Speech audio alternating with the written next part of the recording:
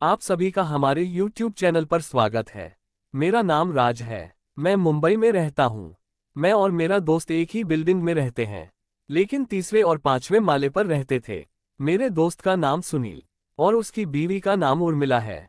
उसको 1 साल का लड़का भी है। हम लोग एक दूसरे के घर पे आते जाते रहते हैं। मैं एक सॉफ्टवेयर कंपनी में कार्यरत हूँ और सुनील एक विदेशी कंपनी में सेल्समैन की जॉब करता है। इंजीनियर होने के कारण मेरे घर में सब कुछ है। पैसे की कमी नहीं थी। उधर उर्मिला को पैसे की जरूरत होती तो वो मेरी बीवी से पैसे लेकर जाती थी। जब आती थी तो वो मुझे स्माइल देती थी, कभी कभी नीचे झुक जाती और आंचल गिरा देती थी, जिससे उसके बड़े बड़े तरबूज दिखाई देते थे। फिर वो कातिलाना मुस्कान देकर आंचल ठीक कर लेती। वो मई का महीना था। मेरी बीवी बच्चों को लेकर मायके चली गई थी। मैं ऑफिस में था कि बीवी का फोन आया कि उर्मिला को पैसों की जरूरत है, तो शाम को आप उसे 5,000 रुपये दे दीजिए। उसके बाद बीवी ने शायद उससे कह दिया कि मैं शाम को उसके घर जाकर उसे पैसे दे दूंगा। मैं ऑफिस से आया और सुनील के घर पर गया। मैंने दरवाजा खटखटाया और आवाज दी तो उर्मिला ने अंदर से आवाज दी, देवर जी आ जाए, दरवाजा खुला है। जैसे मैं अंदर दाखिल हुआ तो देखा उर्मिला अपने बच्चे को दूध पिला रही थी और इस अवस्था में उसके दोनों तरबूज दिख रहे थे।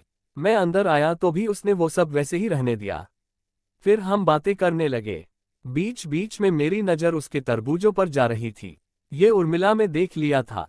दूध पिलाते पिलाते उसका बच्चा सो गया था, लेकिन वो वैसे ही खुला रखा था और ऐसे ही मेरे से बात कर रही थी। उसके तरबूजों को देख मेरा गंगाराम खड़ा हो गया था। बात करते करते मैंने उर्मिला से बोला, ये लो पैसे। उसने हाथ आगे किया और हल्के से मेरा हाथ दबाते हुए एक आंख दबा दी। मुझे कुछ समझ नहीं आया। मैं उठकर जाने लगा। वो बोली, रुको ना, चाय पी कर जाए। मैं बोला ठीक है। वो उठी और किचन की तरफ मटकाते हुए चली गई। मेरी हालत तो खराब हो गई थी। वो हम दोनों के लिए चाय बनाकर लाए। तभी सुनील का फोन आया और वो फोन पर बात करने लगी। उसने सुनील को बोला, देवर जी आए हैं, लेकिन उसने सुनील को मेरे आने का कारण नहीं बोला। तभी उर्मिला बोली, सुनील आपसे बात करना चाहता है। मैंने फोन लिया तो सुनील बोला, यार मुझे ऑफिस के काम से 4 दिन के लिए मुंबई जाना है। अगर तुझे टाइम है तो प्लीज मुझे 7 बजे रेलवे स्टेशन छोड़ने आएगा क्या? मैंने उसको हाँ बोल दिया और वहां से घर के लिए निकलने वाला ही था कि उर्मिला बोली, ललित को पैसे के बारे में मत बताना प्लीज।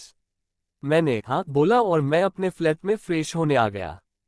फ्रेश होकर टीवी देख रहा था कि सुनील का कॉल आ गया।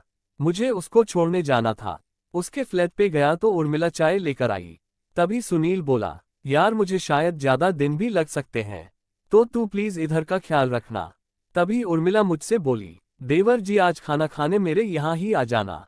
वैसे भी दीदी घर पर नहीं है। सुनील भी बोला, हाँ यार यहीं आ जाना खाना खाने। फिर चाय पीकर मैं उसे छोड़ने रेलवे स्टेशन चला गया। उसे गाड़ी में बिठाकर घर वापस आ गया और उर्मिला को फोन कर दिया कि सुनील को गाड़ी में बिठा दिया है। तभी उर्मिला बोली, ठीक है देवर जी, खाना खाने कब आओगे? मैंने उससे बोल दिया, जैसे ही ऑफिस का काम खत्म कर आता हूँ।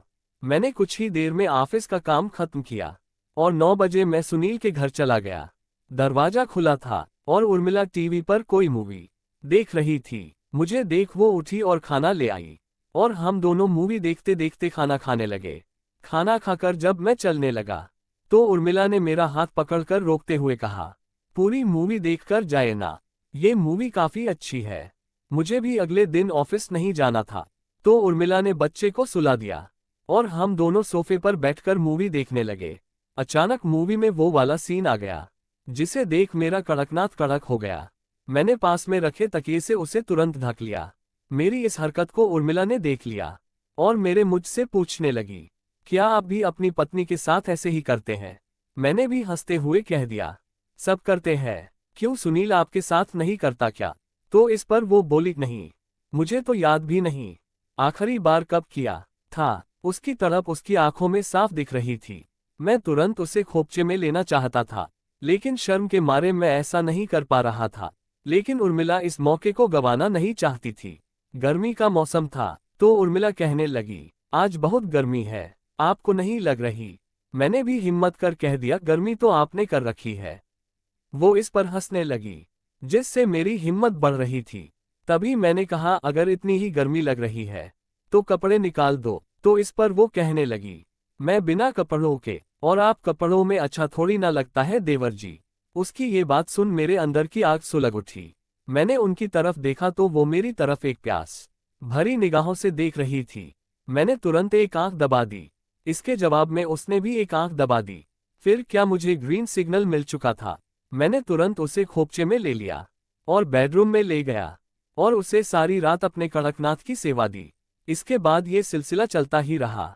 जब भी सुनील बाहर जाता है, मैं अपनी पत्नी को मायके भेज देता हूँ और उर्मिला की कार्यवाही बिठा देता हूँ। दोस्तों, अगर आपको मेरी कहानी पसंद आई हो तो चैनल को सब्सक्राइब जरूर करें ताकि हमारी वीडियो आप तक पहुंच जाए। मिलते हैं एक और वीडियो के साथ।